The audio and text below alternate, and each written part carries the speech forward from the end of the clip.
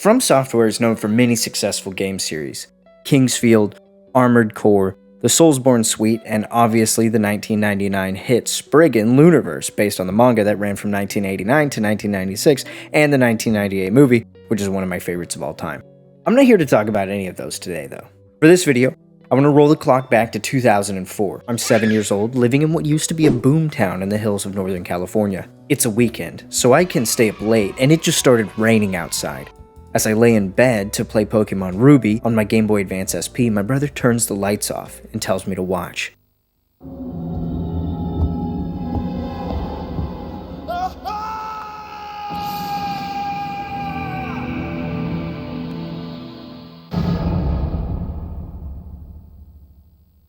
My life changed.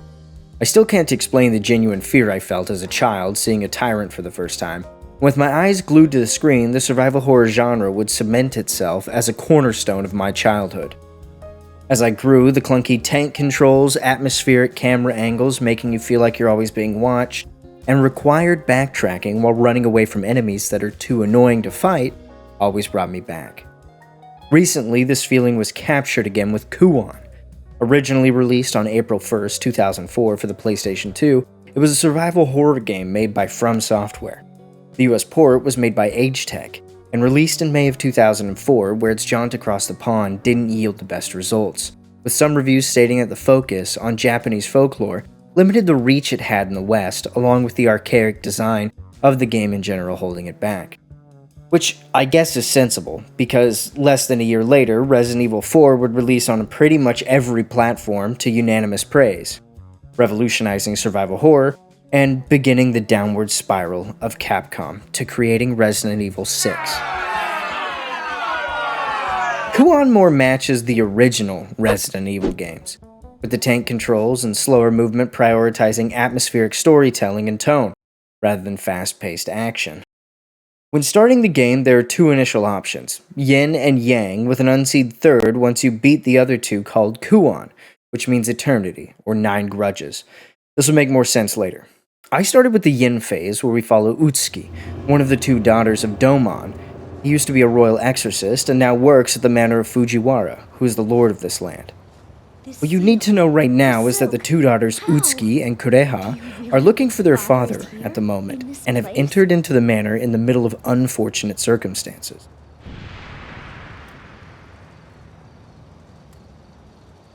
Yes, I'm sure of it. You're telling me their dad's soaped all over the place? Someone, I am sure we'll find out where he is. Wait.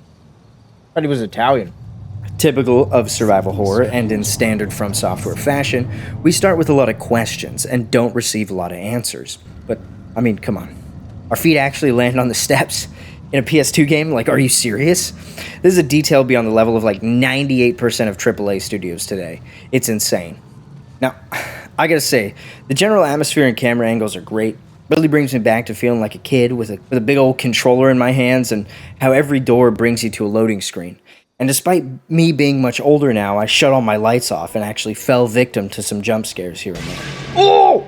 Bro, did we just find a dead person? Enough prattling, though. To move forward, we need to open this shrine, and for that, we need to find 3 wooden discs and accompanying metal spikes to place in the shrine. I already got the silkworm disc and a spike off this guy. Now we need a set of pliers, a bell, and a couple of guardian dogs. So I backtrack a bit and enter the garden again, where we meet Sakuya, who is the protagonist of the Yang phase. She tells us to be careful and hands over some crazy strong summon talismans that'll be handy later.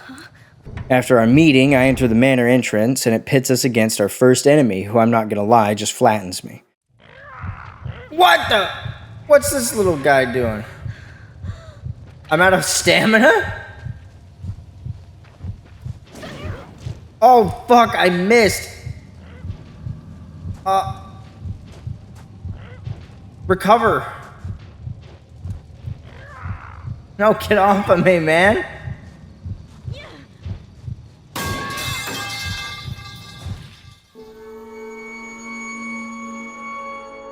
Oh my god, my save is so far back. But that won't stop me.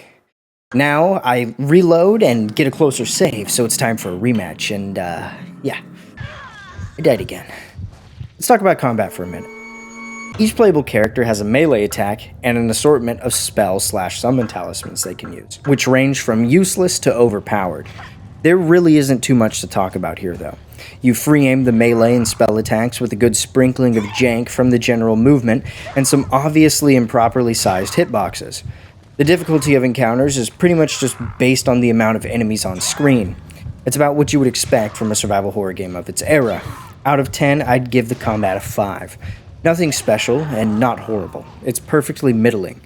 A bit further forward, we collect the pliers behind a locked door and go deeper into the west side of the manor where we run into Ayako, the only friendly face remaining in the manor. She's the daughter of Lord Fujiwara, and despite spooking her into hiding, a handy note tells us that for her to open the door, we need to find a bell and ring it. So, all we can do is explore. There's definitely...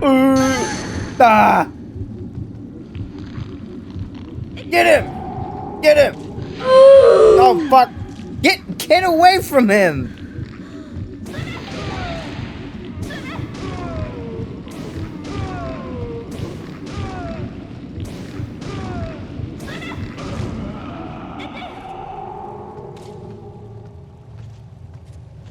Although, it doesn't really... I just kind of suck. Healing deep wounds, leaving no scars. Yeah, I don't understand the difference between the healing items. I got so lost and missed a spike near the armor the first time I went here, and spent a ton of time just mindlessly walking through the halls, but eventually I made my way back.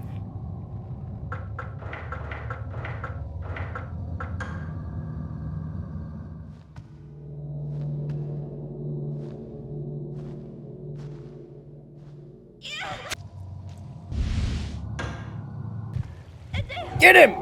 Get him! Yeah! Oh, he did it! He did something! Now for the final spike, we have to enter into a fight. Remember those broken summon talismans I talked about? Yeah. With one of those, the now possessed body of Lord Fujiwara is more of a joke than an adversary.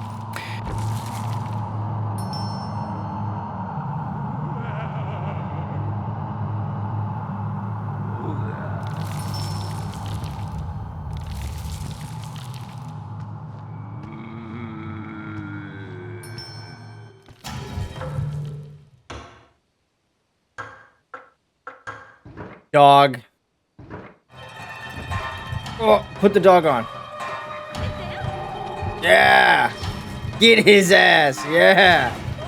Yeah.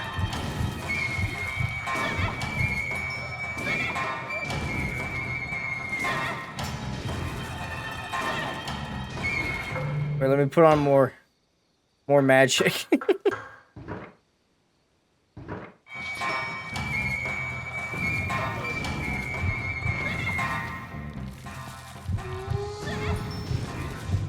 Put on another dog. Oh, there we go. Bitch. With the Lord dead, we can take the bell and go back to Ayako for the last spike.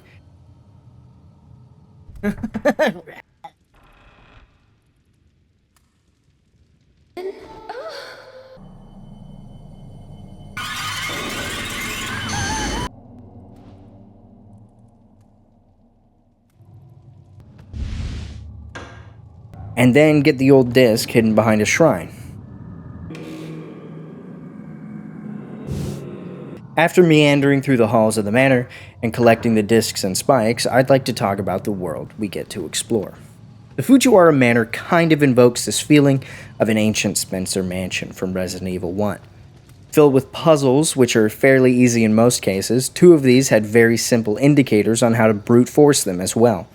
Like the Sears puzzle, that has the pliers behind it, which makes a clunk noise when the ring is in the correct spot, and the Zodiac puzzle, which locks the door to the lion statue shrine holding one of the discs. I solved both of these by accident, and then later found the hints in separate areas. As for atmosphere, it's eerily quiet, somber, and creepy. The Fujiwara Manor was both a visually and narratively interesting location to explore. There are journal entries left behind by shamans which help to fuel my intrigue. driving me to search every nook and cranny. Once I felt I had adequately checked all of them, I headed back to the shrine to see what it hid as well. On the other side of the doors is a ladder leading to tunnels that spit us out into the silk-laden halls of the temple, where we're met with a monk who tells us to leave, stating the cocoon will take us, handing Utsuki a medicine jar. He then says that the monsters need to merge with beings, otherwise they will die, and corpses are needed for their cocoons. Also in the temple, we pick up our first weapon upgrade. We're going to dive into that a bit more in a minute, but for now I want to talk about the music of Kuon because of these two. Music should leave an impression on you, and none of the soundtrack really stuck with me in Kuon, other than a single song, Hashizoroe. These little snap-brained binguses, the Mulberry Twins, sung Hashizoroe constantly, and it got on my nerves. Hashizoroe has a significant lore statement inside of it, talking about the cycle of rebirth and the ritual that is being performed on the grounds of this manor, which is super cool, if you can understand Japanese. Meaning the deeper significance is lost if you can't understand the lyrics. On the other hand, if you translated and dubbed the song, I feel like the initial impact and significance would be lost as well. So as a standalone, I'd give the music in Kuon probably like a 6 out of 10. The director of the game just must have said, damn, this shit's a cool idea. Like, make him sing it again, man. Oh, you just heard Hashizoroe 10 minutes ago? Let's do it again and make the tertiary area around the Mulberry Twins play it muffled, so the player can't escape from it over and over and over. This song that's supposed to deliver narrative is so heavily overused, I just got fatigued hearing it constantly, which for me brings the score for music down to like a 4 out of 10, because the only impression I retained was annoyance. After escaping the torrent that is Hashizoroe, we find Kureha and push her back into the trunk because the Mulberry Twins say it's what she needs, and Utsuki's like, yeah man, that makes sense. Eventually, afterwards, we make our way out and get to the large shrine, finding our final weapon upgrade. Now it's time. Most survival horror games have some sort of weapon or character upgrade system. Kuon has the 99-cent store version of that. You find different weapons while exploring, which seem to increase the damage of your attacks, but I don't know if this is true or if I'm just gaslighting myself. I looked into it, and on the wiki I couldn't find anything either, which makes sense. I didn't expect people to be collecting and chronicling the discrete values of a failed horror game from 2004, but man can dream, can't he? In the case of Utsuki, you go from the Guardian Blade to the Winter, and then the Summer Blade. And for Sakuya, from Domon's fan to the Sapphire and then the Ruby fan, with the 2 upgrades having ice and fire elements attached to them. It got me thinking and made me also look into the elements attached to these weapons, to see if there were weaknesses in the game, but to the best I could find, there aren't. So it's more of a visual change than anything else. Also, a side note before we go back, Sakuya's fans suck. They have a terrible hitbox and almost always miss the follow-up attacks, which is a shame, because for Utsuki and Seimei, I primarily use the melee weapons outside of boss encounters. Hey, get your ass over here, man. What the fuck is this boss fight? After clearing more of the shrine, I made my way back into the cellar, but Utsuki has been degrading this entire time. And we see that she's turning into a monster, just like Kureha. Utsuki, are you alright? You can't stay here. Your sister. Utsuki. Help me. I beg you. What? Don't do that! Utsuki! Which is where her phase ends, and we move to Sakuya as the main character so we can see the other perspective of this story. Sakuya functionally works the same as Utsuki, but has a different hitbox for her fans and a different set of spell talismans available to her. As stated earlier, her fans kinda suck, but the spells she gets offset this by a fair amount. You go through the same areas as Utsuki, but see the timeline of the exorcists that have come here to stop the outbreak of Gaki brought on by the Kuon ritual. The differences between Utsuki and Sakuya's routes is primarily the side of the manor you start at, and the route you take to the temple at the top of the hill. We still have to collect the 3 metal spikes and discs, which are in the same locations,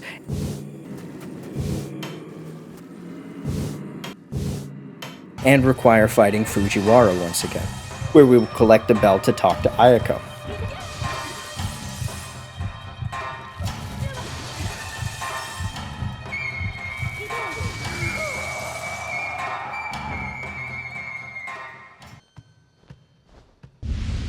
Since I already knew the layout of the manor, I kinda just sped through this section without much issue and was able to focus more on the detail of the environment. Visually, Kuon is phenomenal for its age, with solid attention to detail, making sure your feet line up and have a proper cadence while going up and down stairs or through trackable liquids on the ground.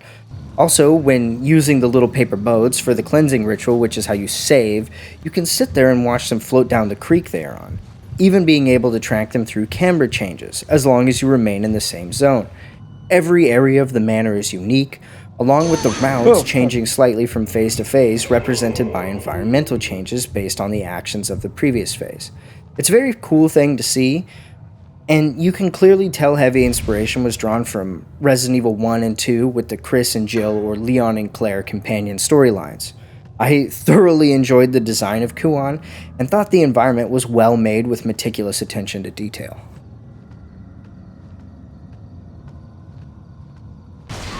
Oh my god. Did the shit out of me. With all the discs and spikes in hand, we open the shrine and enter the temple, where the priest, who had previously given Utsuki the medicine jar, seems to precede Utsuki's actions because he hasn't been grabbed yet, and is instead praying for the infected souls, telling Sakuya to leave as well. Throughout the temple, we also run into the journal entries of Lady Fujiwara, and ultimately, as we attempt to leave, she blocks the path, having morphed into a grotesque monster. Honestly, all of the boss fights as Sakuya are kind of a pushover, thanks to this Ice Spike talisman making clean work of every one of them.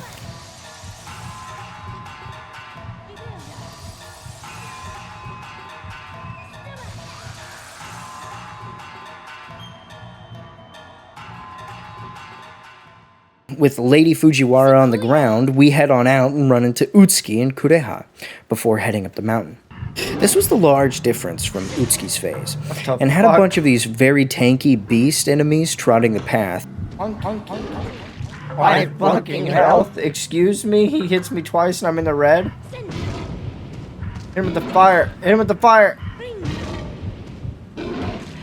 Oh my god, my health.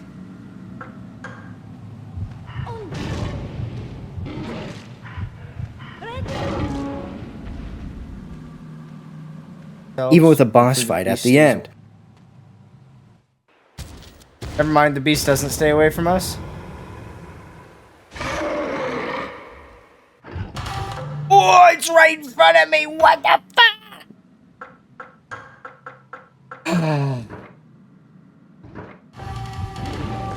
Ow.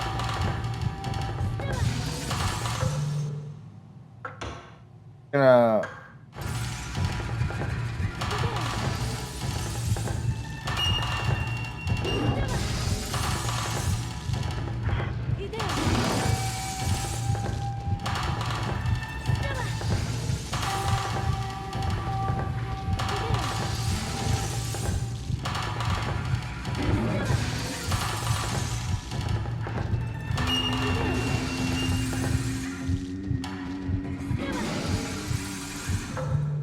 Damn. 9 of the most powerful spells I have.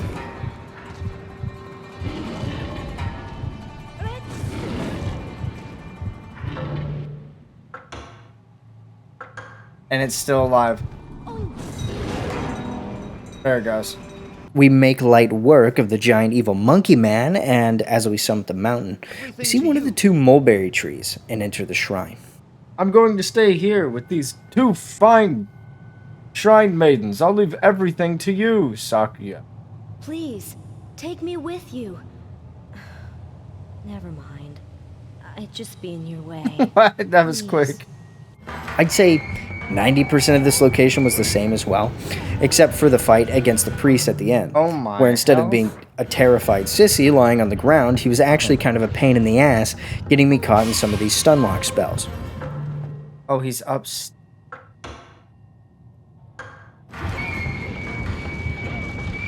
Oh, okay, this is not cool. Stop! Fix yourself, man!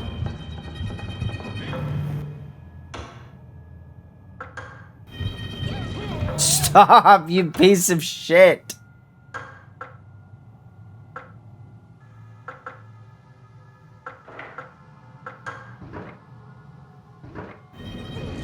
Oh my god, just let me fucking move. I swear to god. Okay, he came down. Eat a bag of dicks and fucking die in a hole. Yes.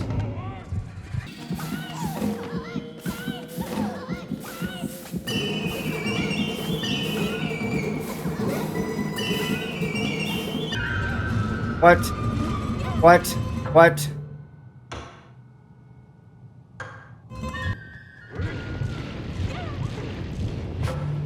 Dude.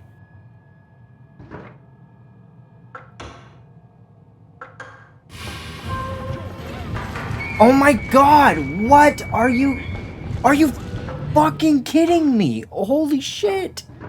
What is this? Let me get the fuck away from me. Okay, thank you. Jesus Christ, I was gonna lose it. It had me stun locked, man.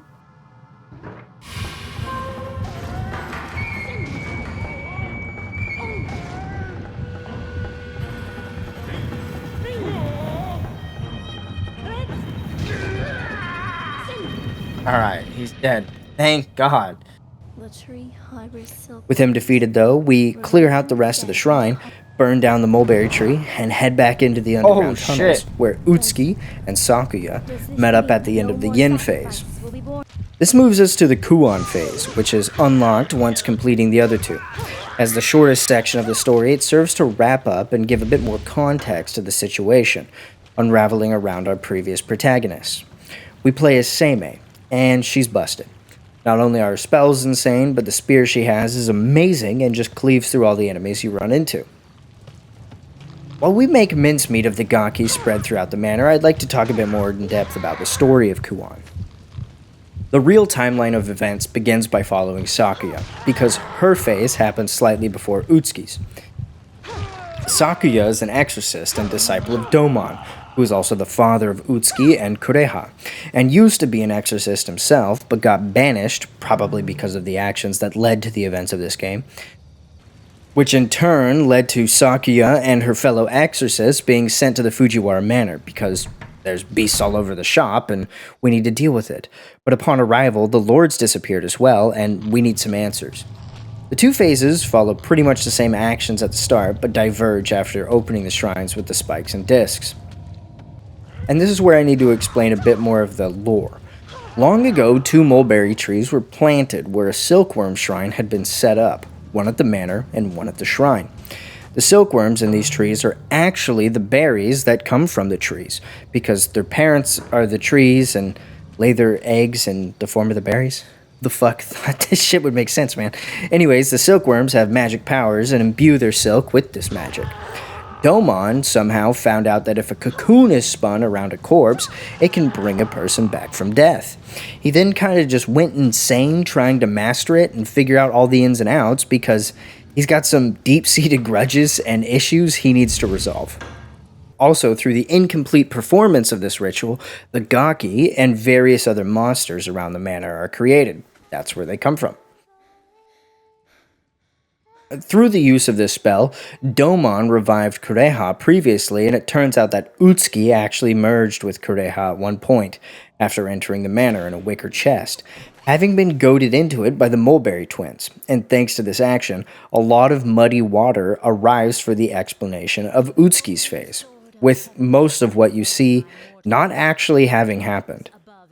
Utsuki and Kureha are the same person now, but different people. Kuon, also known as the Nine Grudges, according to Domon, is a ritual in which a person can attain immortality by using the magic silk from the mulberry tree silkworms to merge with increasingly larger creatures. This process has to be nourished with not only a larger creature, but also a grudge, and it has to be done 9 times. The 9 grudges makes more sense now, right? Well, a while back, the Mulberry twins got Kureha to fall off a cliff, killing her, and Domon threw her body in a wicker chest, starting this process. That's why throughout the game you see Kureha in different locations and being horrifying.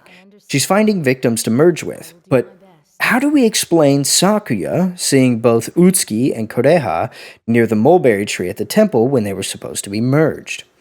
Apparently, that's just how it is. The two of them show up as separate entities despite sharing the same body after merging.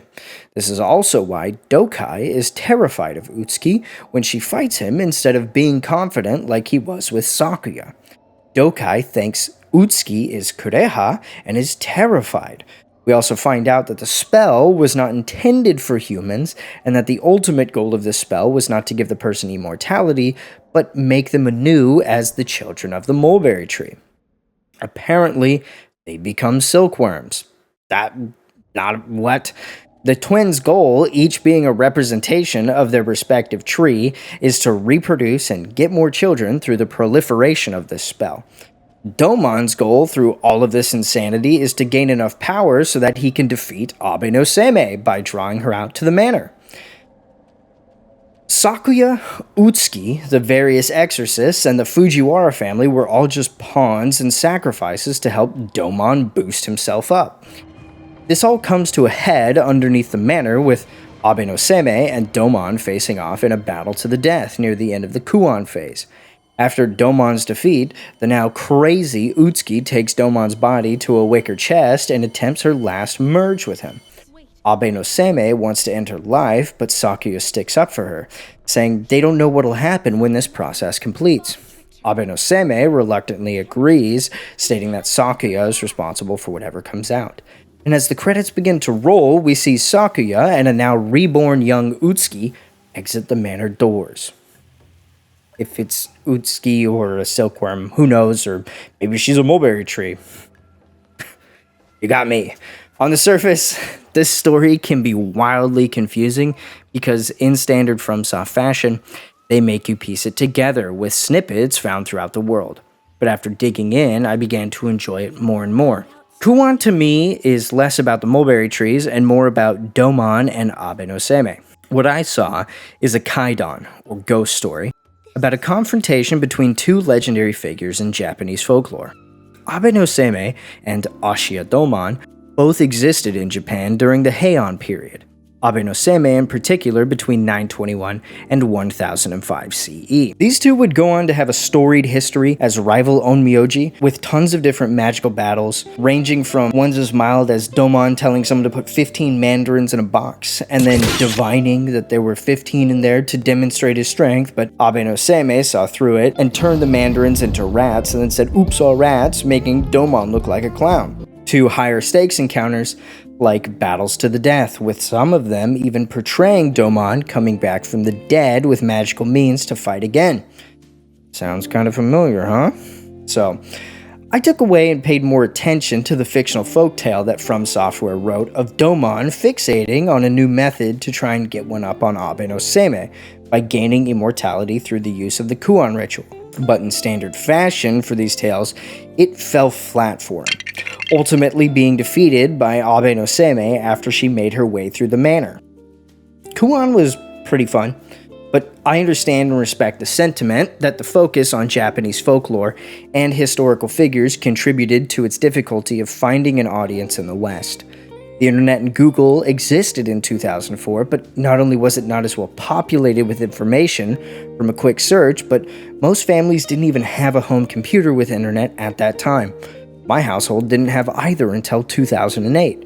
So all the obscure lore statements and cryptic messaging would be a lot more difficult to piece together without outside resources. I feel like those aspects and the general shift to more action-based games around that time were a serious factor for Kuon's receival. Ultimately though, I enjoyed my time, And I think I'd give Kuon 4.5 out of 7 silkworms. As for now, though, thank you so much for watching. And if you enjoyed what you saw, a like and subscribe would be appreciated, because, as always, there's more to come. I appreciate you. Have a good one. Goodbye.